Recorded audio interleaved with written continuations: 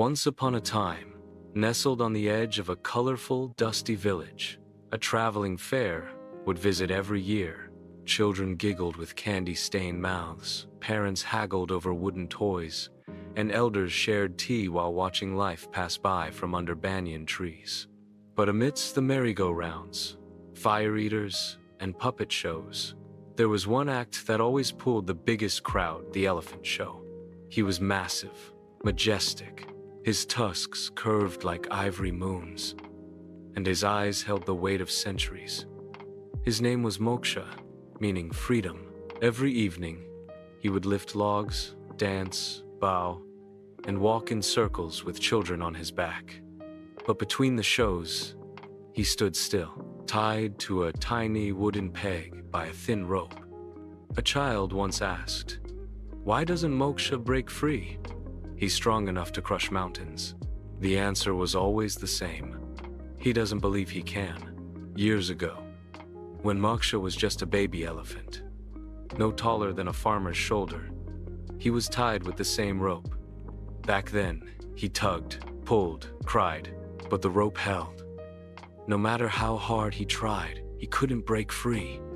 So, slowly, his attempts became weaker, fewer, until one day, he stopped trying. And that day, a cage formed, not around his body, but inside his mind. Kian was a quiet boy, not shy, not dull, just quiet. He didn't speak unless he had something worth saying. People called him odd, but he was simply observant. He had faced his share of storms. His father's dreams had shattered during a failed business. His mother worked 2 jobs, and Kian, barely 13, knew more about sacrifice than most adults. He had seen the elephant show many times, but this year, something felt different. He stood beside Moksha during a quiet afternoon. Everyone else had gone to lunch. Only the breeze and the elephant remained. Kian stared at the rope, then at the elephant. The sun cast long shadows, as if time itself was watching. Kian whispered, "You know you can leave, right?" The elephant didn't respond. Of course not, but something shifted in his stillness, as if a wind stirred deep within him. That night, Kian returned. He carried no food, no toys, no camera, just a mirror. He placed it before Moksha and whispered, "This is who you are. Not the rope, not the peg, not the circle. This." Moksha looked into it first, confused, then curious. His eyes met his own, and something ancient flickered. Kian continued, "You've been free for years, but the rope isn't on your leg anymore. It's in your head." The boy sat beside him and spoke of his own fears, the exams he feared failing, the bullies he couldn't stand up to, the dreams he never chased because he thought someone like me could never. And Moksha listened.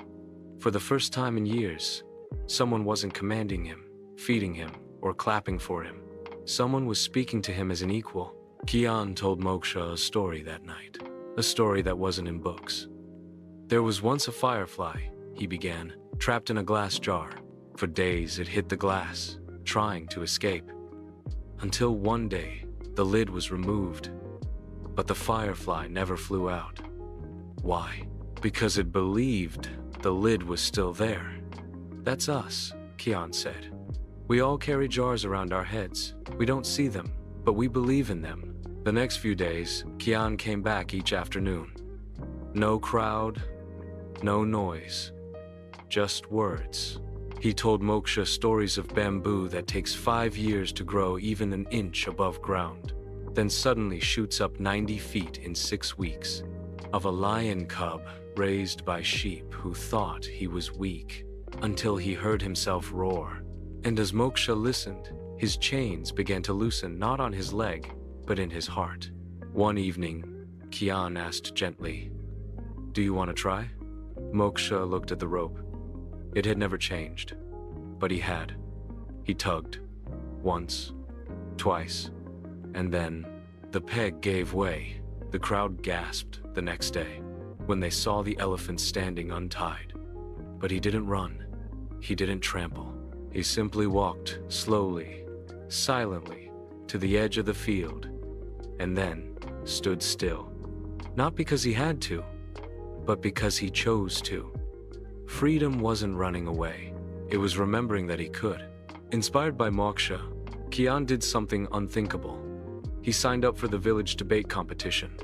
His hands shook, his knees wobbled, but he stood tall. I once saw an elephant tied by a rope that couldn't hold him, but he believed it could. That's how most of us live. We aren't held back by our limits, but by the belief in those limits. Silence, then applause.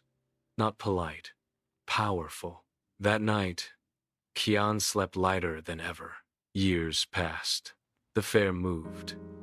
Kian grew up, became a counselor, helped others break their own ropes. Moksha? He became a legend, no longer a circus act. He roamed freely in a sanctuary created in his name, Rope No More. People came from villages and cities to see the elephant who once stood still and the boy who once helped him remember how to move. This story isn't just about elephants or fairs. It's about you. We all have ropes. Sometimes, they're voices from the past. You'll never make it. You're not smart enough. That dream is too big. Sometimes, the rope is your own fear. Fear of failure. Fear of judgment.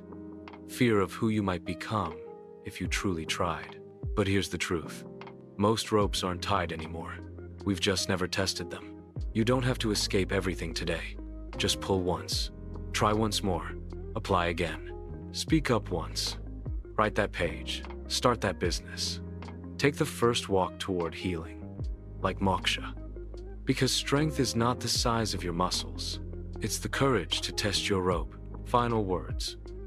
The rope that was never tied is the scariest kind, because it teaches us how powerful our mind can be in holding us back.